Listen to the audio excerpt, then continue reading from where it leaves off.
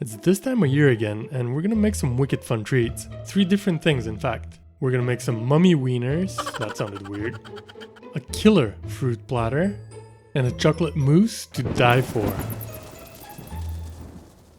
Let's start with the mummies. We're gonna use some of that shitty store-bought pizza dough.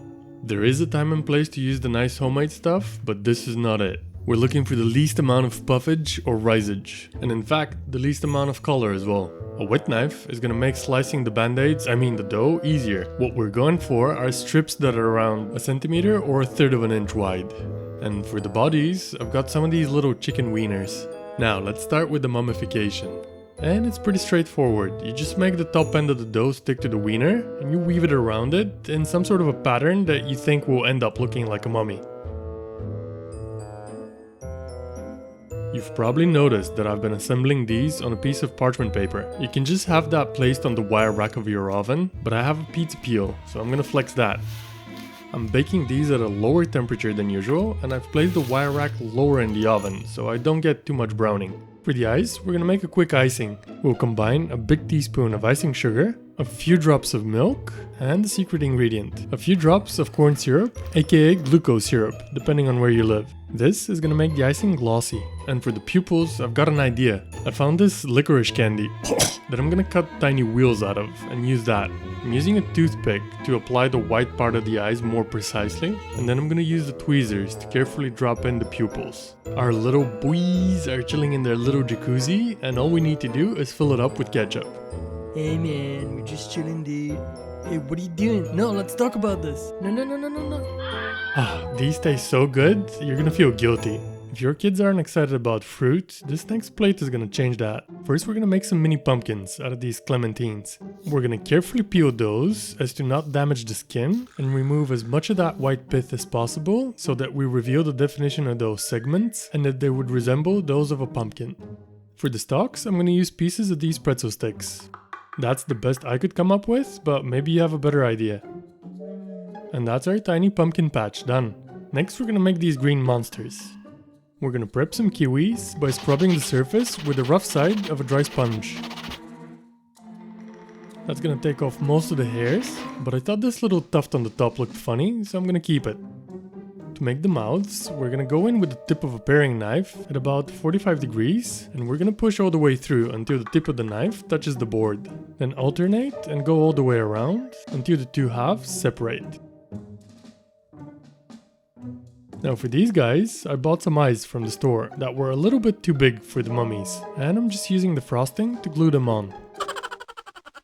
And lastly, we're gonna make some banana ghosts.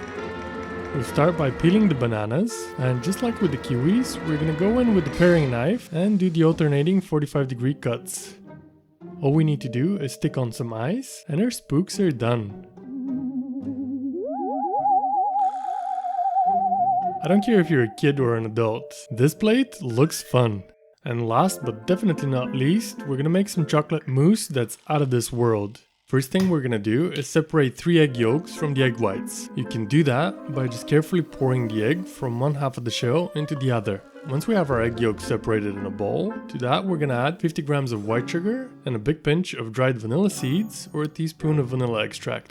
Then using a hand mixer, we're gonna beat the eggs in the sugar until the mixture becomes lighter both in color and in texture. You'll know when you're done when it starts forming the so-called ribbons on the surface. And now for the egg whites. Once they start becoming frothy and foamy, we're slowly gonna start adding another 50 grams of sugar. And we're gonna beat these until they form stiff peaks. See those? Stiff peaks. The last element is the chocolate, of course. I'm using 200 grams of dark chocolate that I'm gonna give a rough chop. I'm gonna melt the chocolate on a water bath, and to that I'm gonna add a big knob of butter, a shot of espresso, which is not gonna make the mousse taste like coffee, it's just gonna enhance the chocolate flavor. If you don't have an espresso machine, you can just use some instant coffee.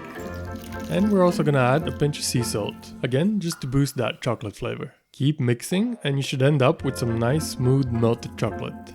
Now, if your chocolate splits, which is not unlikely, all you need to do to fix it is take it off the heat, let it cool down a little bit, and while vigorously whisking, add a little bit of warm milk. Alright, in a large mixing bowl, we're gonna put it all together.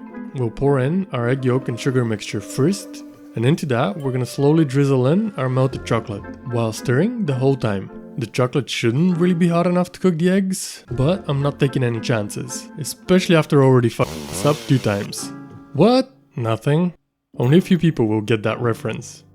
Once we incorporate all the chocolate into the egg yolks and the sugar, all that's left is the egg whites. We'll gently fold these into the mixture, as we don't want to knock out all the air that we've beaten into them. Once we achieve homogeneity, that's a word. Once the mixture becomes homogeneous, we're gonna pour it into the ramekins.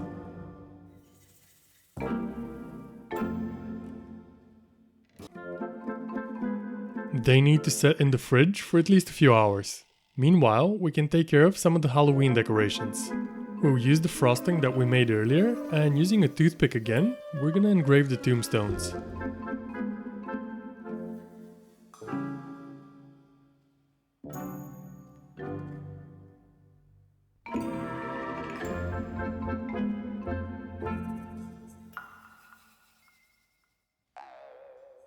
While the frosting sets, we're gonna use a few Oreos to make some dirt. Get a paring knife and slice off, scratch off, or generally do whatever you need to, including cutting yourself, don't do that, to clean up the cookies from the filling. And we're gonna place those in a plastic bag and crush them up any way we see fit. Maybe a rolling pin is gonna be a better idea. And that's it, we have our dirt. The chocolate mousse has been sitting in the fridge for a few hours and we're ready to assemble. But first, I just wanted to show you what you can expect. You can hear how light and airy those are, and they really are, but they're also almost chewy in texture. This chocolate mousse is to die for. The tombstone goes in, and then we're just gonna sprinkle some of that Oreo dirt and shake it around so it covers the whole thing. I thought I'd use some parsley tips to make some grass, but in the end I decided that it took away from it. Let's dig in, literally. The crunch of that tombstone and the dirt is such a good contrast to the mud underneath. Well, that is a sentence I would have never thought I'd say. And this is gonna wrap it up for this Halloween episode. Give these treats a go. Not only are they wicked fun to make, but they're really tasty. Roll out!